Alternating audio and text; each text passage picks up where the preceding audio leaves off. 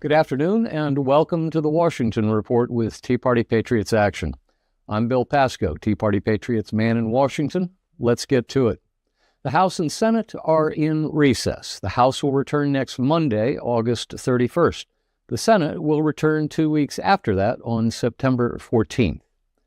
Now let's talk about the continuing resolution. You will recall that immediately prior to leaving town for its August recess, the Senate passed a continuing resolution to keep the government funded through December 11th. That bill is larger and more robust than the continuing resolution the House passed before it left for its August recess, which only kept the government funded through December 4th. Consequently, Speaker Johnson has at least two choices on how to deal with the CR when the House comes back next week. He can take the Senate bill and put it on the floor, or he can tell Senate Majority Leader John Thune that the House and Senate need to go to conference on the matter. Last week, Speaker Johnson revealed his choice. He said he would put the Senate-passed CR on the floor of the House as soon as the House returns. Now let's talk about the deficit and the national debt. The national debt hit $40 trillion 6 days ago, and it's time for us to have a serious talk about this. The good thing is we're right in the middle of the August recess, and that means things are a bit slower than they usually are, so we've got some time to have that serious talk. As I gathered my research materials to prepare this discussion, I kept coming back to one piece by Tim Carney of the Washington Examiner. I've told you about Tim before. I told you you should be following his work on a regular basis because he's one of a very few, very gifted journalists in this town. He published a piece a week ago yesterday on the deficit and the debt, and it's occurred to me, Tim wrote it better than I could, so I'm just going to quote extensively from Tim's piece. Here we go. Quote, "The federal government brought in $334 billion in the month of July, with most of that coming directly out of workers' paychecks. That same federal government spent $766 billion in July, with most of that covering Social Security benefits, Medicare bills, and interest payments on the national debt. That left a deficit of $432 billion for the month, the largest deficit for any July in American history. Combined with deficits from the first 9 months of the fiscal year, that puts this year's deficit at $1.799 trillion. By the time fiscal year 2026 ends on September 30, the annual deficit will probably be $2.1 trillion, also a record high. This is bad, and there is no reason to believe it will change anytime soon. Yet, neither party is talking seriously about bringing federal spending in line with federal revenues. As official Washington ignores the deficit, ordinary Americans need to brush up on the topic because every time Uncle Sam spends a dollar it doesn't have, he's placing a burden on consumers of today and the homeowners and taxpayers of tomorrow. What is the deficit and why does it matter? The federal deficit is easy to confuse with the national debt, a related but different measure. Both the deficit and the debt are very big numbers measured in trillions of dollars. Both reflect overspending by the federal government. And the deficit causes the debt. Consider the analogy to an individual consumer. If he spends more in a month than he earns, that excess spending is his monthly deficit. If he doesn't have savings on which to draw, he must borrow, say, run up credit card debt. Every month in which he overspends, running a deficit, he necessarily adds to his mountain of personal debt. If he ever runs a surplus, earning more than he spends, he can pay down some of that debt, which would be a good idea, because he's paying interest every month on that debt. Instead of a credit card, Uncle Sam funds his excess spending by selling Treasury bills, Treasury notes, Treasury bonds, and some other financial products. Banks, insurance companies, and other investors are the typical buyers of treasuries, which is to say, they are the lenders to Uncle Sam. Regular Americans also buy treasuries. Foreign governments and companies also own trillions in U.S. debt. Everyone who buys a treasury is lending money to the federal government. To finance July's $432 billion shortfall, for instance, the federal government sold about $361 billion in treasuries and used other means, including spending down some operating cash, to cover the other $70 billion. Currently, about $38.9 trillion in treasuries is outstanding, which is to say the national debt is $38.9 trillion, but about $7.7 trillion of that is money that one part of the federal government loaned to another part. And so the rest is the debt held by the public, the debt that future taxpayers will have to pay, which is currently around $32.1 trillion. Last month, the federal government paid $104 billion in interest on that debt. By the time the fiscal year is over, we will have spent $1 trillion on interest payments on the debt. That is, the deficit is a problem not only because deficits create problems, but because deficits add to the debt, which creates problems. For starters, deficit spending causes inflation. When the government spends more than it takes in, the government is actually increasing the amount of money in circulation.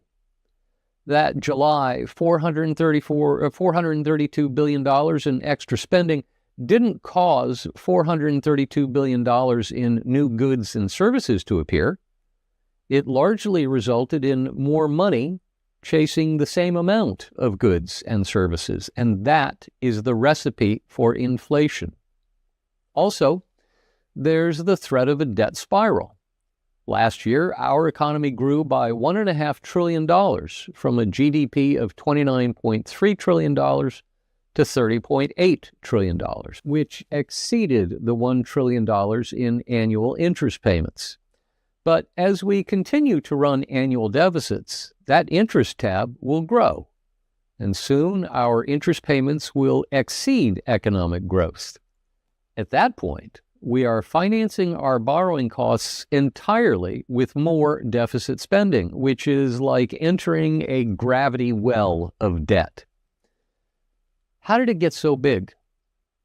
The U.S. government ran a surplus in fiscal year 2001.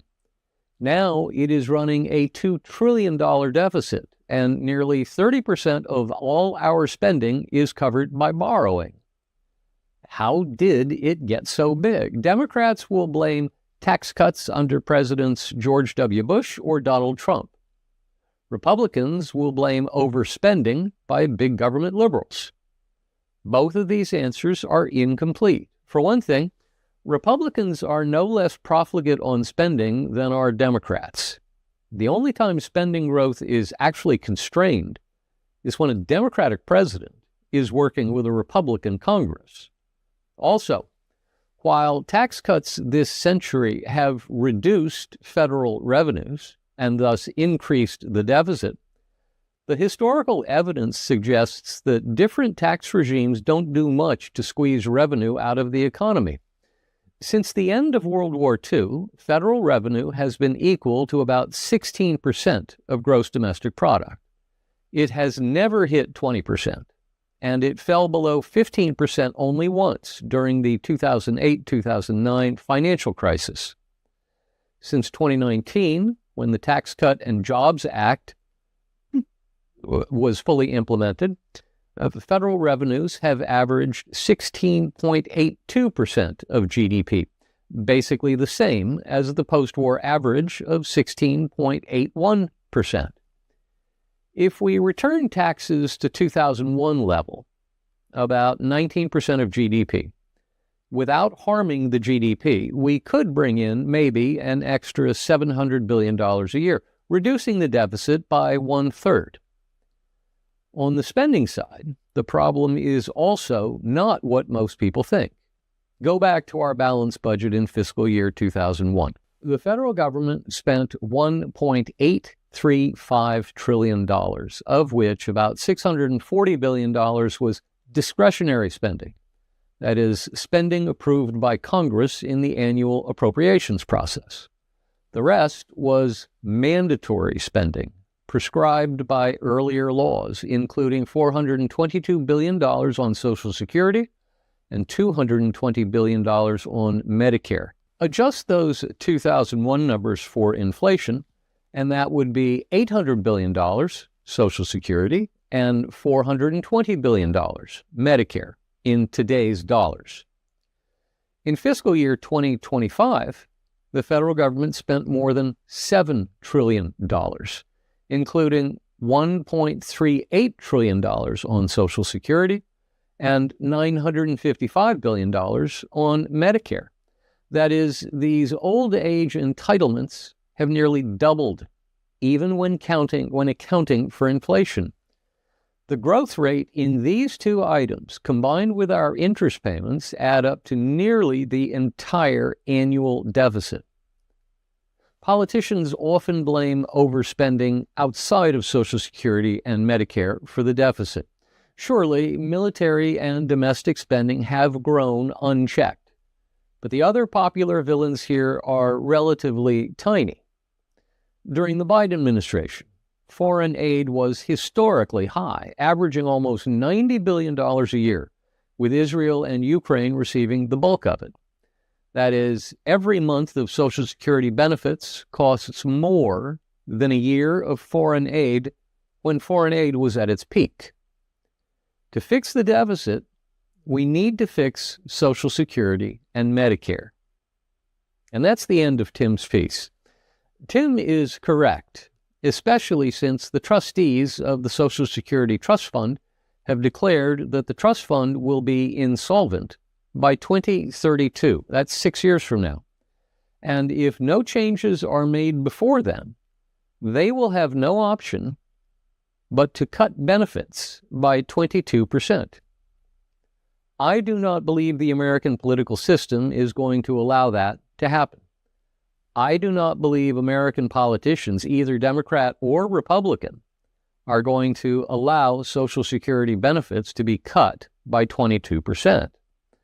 So I believe something will be done before then, which means it will be done during the presidency of the president elected in 2028, which means the candidates for president in 2028 should be required to share with us, the voting public, their thoughts and plans for how to address the entitlement funding problem.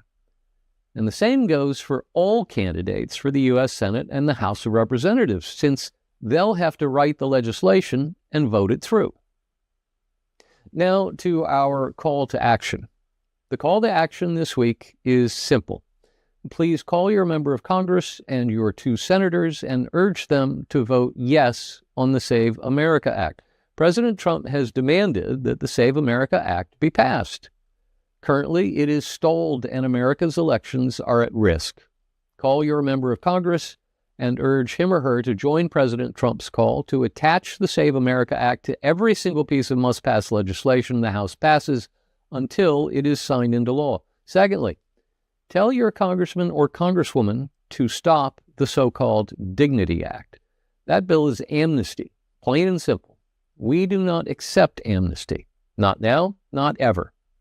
Lastly, thank President Trump on social media for his leadership and persistence with this effort to secure America's elections.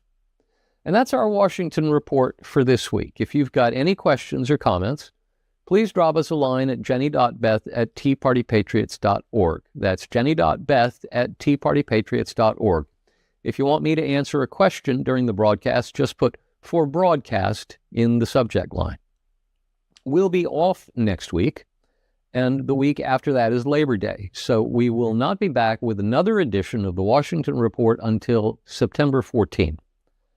Until then, be well and be active.